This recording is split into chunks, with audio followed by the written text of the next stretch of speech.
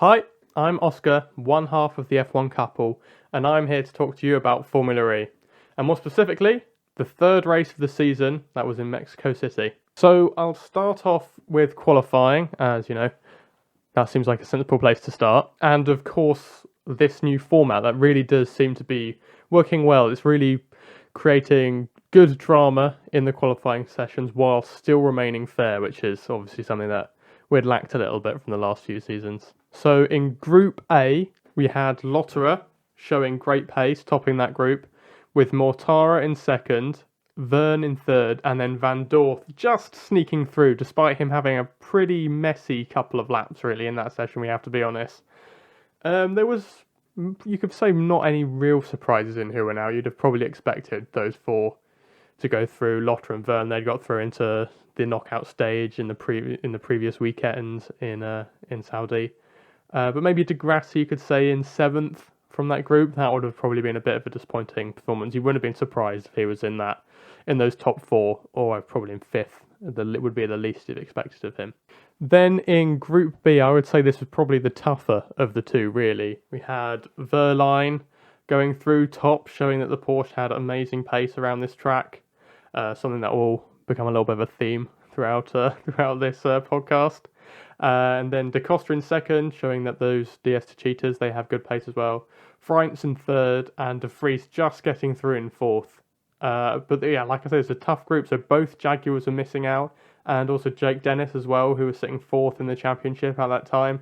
Just looking like that Andretti didn't have the pace around this track at all. So then as we head into the quarter-final stage, the first one was definitely a tasty one with Lotterer against De Vries, and it was actually the Porsche driver who came out on top, despite the fact that he seemed to lose quite a bit of time going through the first corner. It was very exciting watching him catch that up as it went through the lap, and then across the line he managed to take it to progress through to the semi-final stage.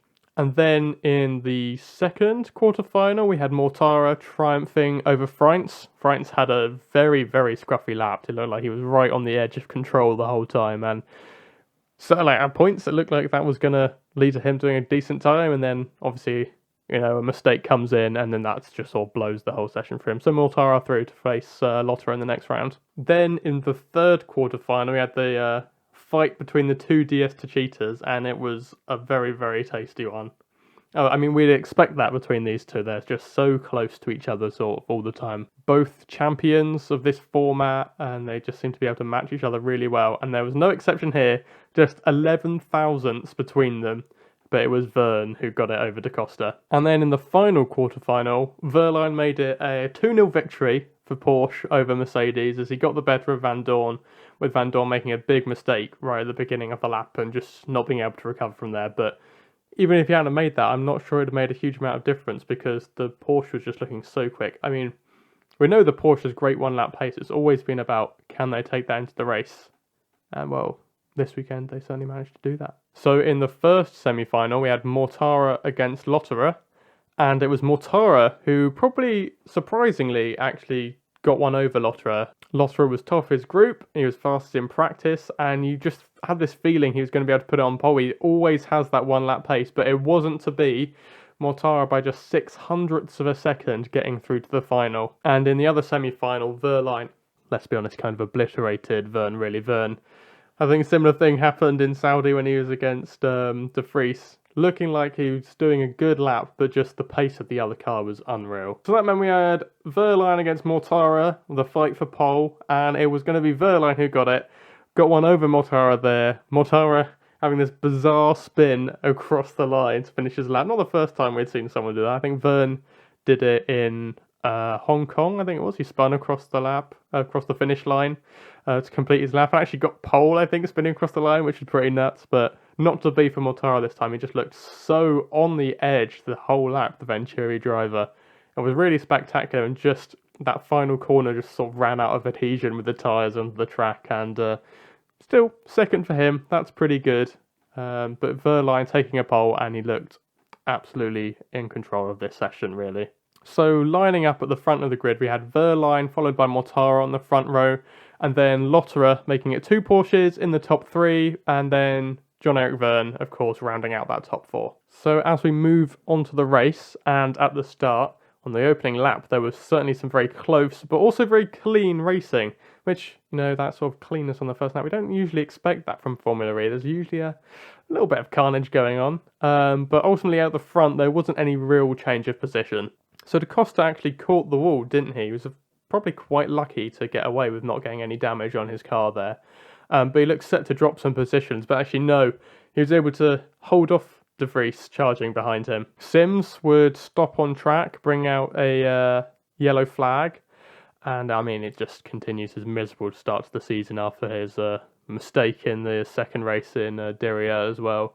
Not going well for him. Hopefully next time out will be a little bit of improvement in in racing and in luck as well. I think he's one of the most unlucky drivers probably over the last few seasons. He always seems to get a nice big dollop of poor luck at some point during his season. So then we had an exciting little bit of the race where both Envisions of Frijns and Cassidy managed to get past De Vries, who just didn't look like at that stage of the race he had any decent pace in that car after looking so good in Saudi. And then just seconds later we had Mortara diving past Vergne to take the lead of the race with a great move. Didn't look like there was much that the Porsche driver could do about it. Then we had both the Techeetahs of Vergne and then Costa managing to get through on Lotterer using their attack mode. And it was a beautiful, clean wheel-to-wheel battle between Vergne and Lotterer. You know, they're best buddies from when they were teammates together at Techeetah. It's some great racing, no contact, completely clean, side by side for a fair few corners. I loved it. So then we had Vergne actually making the move on the other Porsche, Vergne, to take second on the road. And just a lap or two later, we had Costa making a bit of contact with the back of Vergne as Vergne dived to take his attack mode and just cut out. Just kind of frustrates me a little bit, this about attack mode and where it's placed. It means that drivers are going to be cutting across the road in order to cutting across the track in order to go and take it. And yeah, it just meant that it was a bit messy, a little bit of contact, front wing damage for Costa, and that ultimately dropped him quite a few places. He was lucky in a way though, because the little bit of debris on his front wing managed to actually unattach itself completely, so he didn't have to come into the pits and change his nose, which certainly saved his race, really. Then we had quite the sad sight, really, of Antonio Giovinazzi dropping a lap down. Don't usually see cars get lapped in Formula E. He'd clearly had some problems with his car. He came in and retired a few laps later. His nightmare start to the season, and this championship continues. But you have to remember, you have to give him time to adjust to the championship. It's not ever easy coming into Formula E. The driving style seems to be very different to pretty much any other formula. So yeah, I'm sure with time, and you know, he's in that Dragon. It's probably the second worst car, you'd have to say, behind the Neo. So we can't expect too much from him, but hopefully as the season goes on, those performances will pick up. Then there was this very, very exciting part of the race where Frijns was using his attack mode, catching up to Costa, and with just literally seconds left on his clock, he made a bit of a dive bomb through past the Techeetah, which then meant that Frijns was 5th, Costa dropping back to 6th due to that move and also the contact he'd had earlier. Then Grassi made a very, very bold move on Cassidy, forcing them both wide, but way worse for Cassidy as he actually dropped out of the points due to that move. I think they were fighting for about 7th at the time. Then the phase of energy struggles of the race sort of really kicked in, and we saw that with Vergne having some problems. Well, problems is probably not quite the right word, because it was just everyone was conserving at different times of the race, and it seemed that the Porsches were conserving a bit earlier on, and then the Techeetahs had to conserve a little bit later, so clearly Vergne was having to go through a conservation of energy stage at this point and dropped behind both the Porsches of Vergne and then Lotterer, and also the Envision of Frijns, although his energy seemed to be similar to Vergne, so just making the move for pride and position, and hopefully then he'd be able to hold it off later on. Lotterer and Vergne then pulled exactly the same move again, this time for the lead on Mortara, with Vergne going through into turn 1, and then a couple of turns later, Lotterer making the move. An absolute carbon copy of what they did to Vergne. And Mortara now is really starting to look like he's struggling with energy, and It's just trying to more hold on to that position than really fight back. So that means we have a Porsche 1-2 on the road.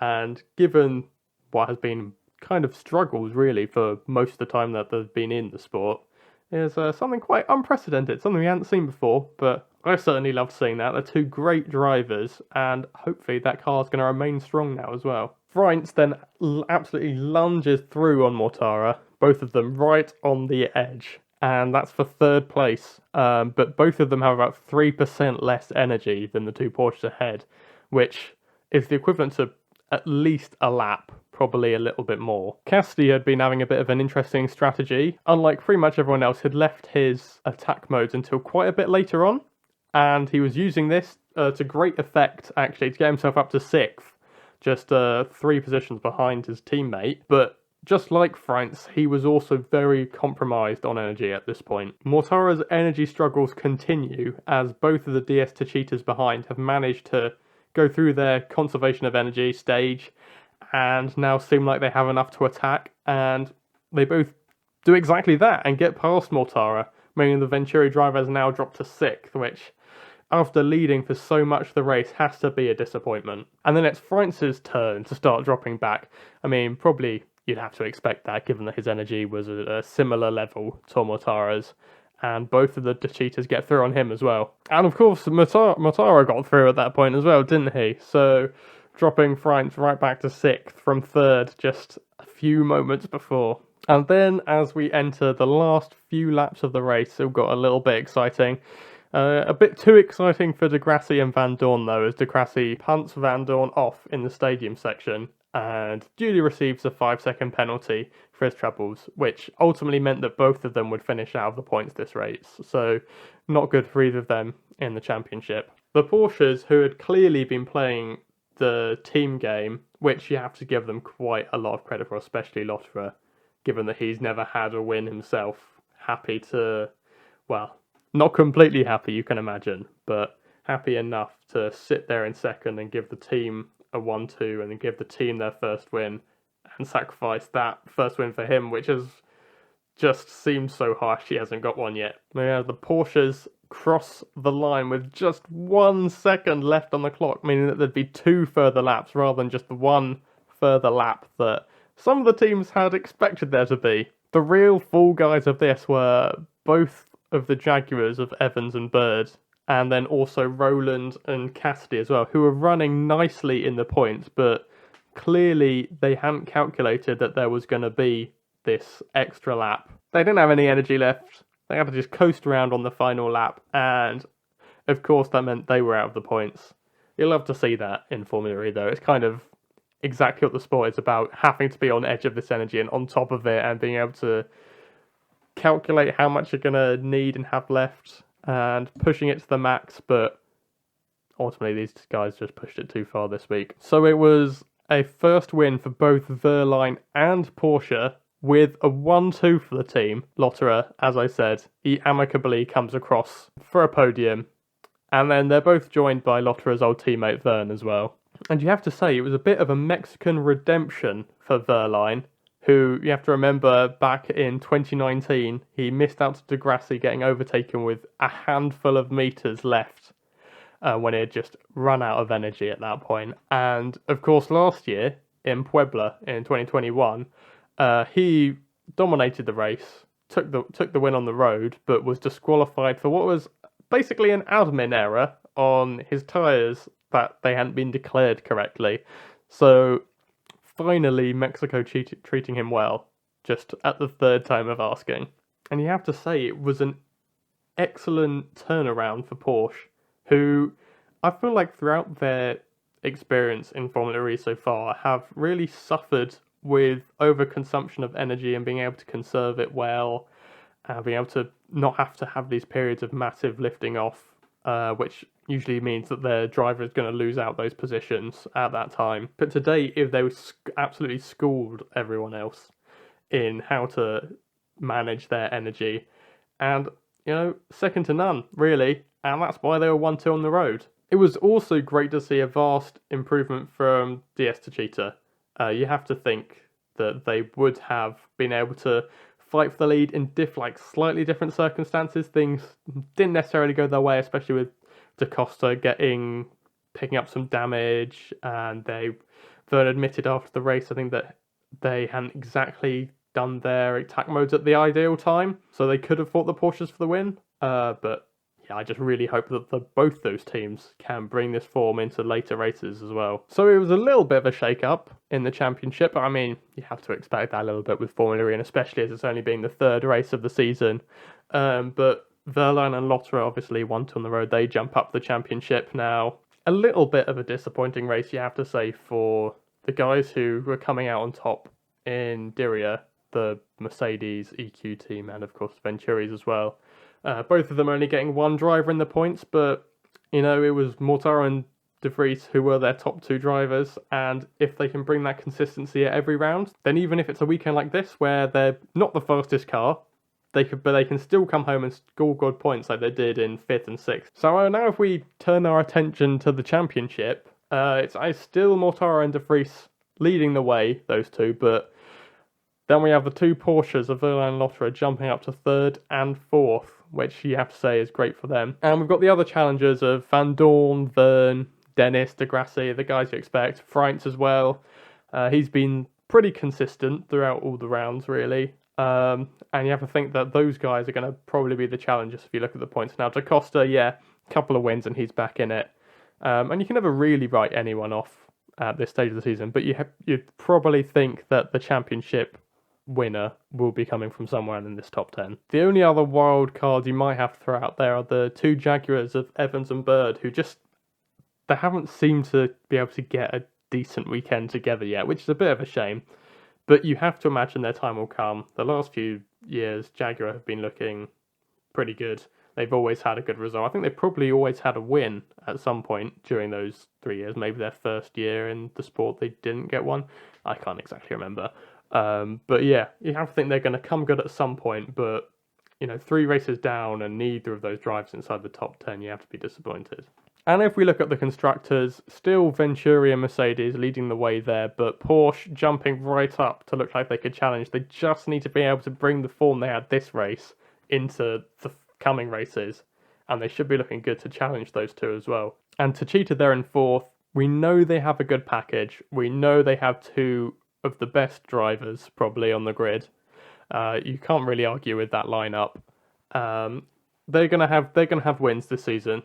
No doubt about that. They will be challenging, even if they're, 20 odd points behind at the moment. They'll be back up there. And points, of course, for Nissan e.Dams this weekend as well, meaning it's just 2 teams who haven't got anything yet in the constructors, and that's, of course, Neo and Dragon. But Neo actually jumping up to 10th, thanks to a good race from Oliver Turvey. It was only 14th, I think, but that's still something to write home about. So we've got a little bit of a break now until the next 2 rounds. It's a double header in Rome in April. So a whole month off, which is a bit of a shame, but we've got plenty of other stuff that's going to be going on in that time. We've got IndyCar starting up again. We've got testing, of course, for F1.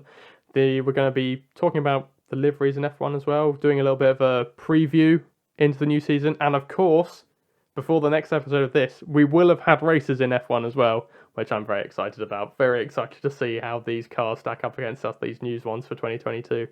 So make sure you follow us on Instagram, Twitter. We're at the F1 Couple.